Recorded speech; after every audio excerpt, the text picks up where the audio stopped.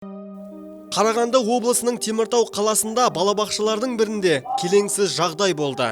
Тәрбиеші мен медбике бүлдіршіндердің көзінше жаға жыртысқан.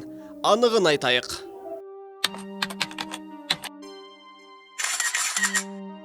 Бейнежазбада оқиғаның Теміртаудағы әдемі балабақшасында болғаны жазылған.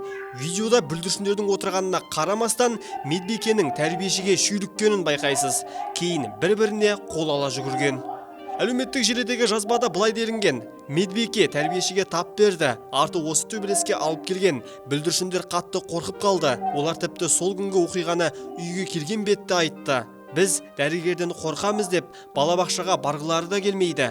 Ата-ана ретінде балаларымыздың болашағына алаңдаймыз. Білім басқармасына арыздандық, бірақ ол әлі жұмыстан кетпеген. Ем алу үшін уақытша үйінде екен. Бірақ бірнеше күннен кейін қайтадан жұмысқа шығады. Сол кезде балаларымызға қол көтермесіне кім кепіл?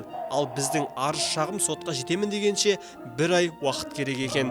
Осы уақыт аралығында әлгі медбике жұмыс істей бере ме? Тезірек бұл іс бойынша шешім шығарып, нақты шара қолдануларыңызды сұраймыз, дейді ата-аналар. Теміртау қалалық білім басқармасындағылар бұл жағдайға қатысты көп ұзамай түсініктеме берді. Олар қызметтік тексеріс басталғанын хабарлады.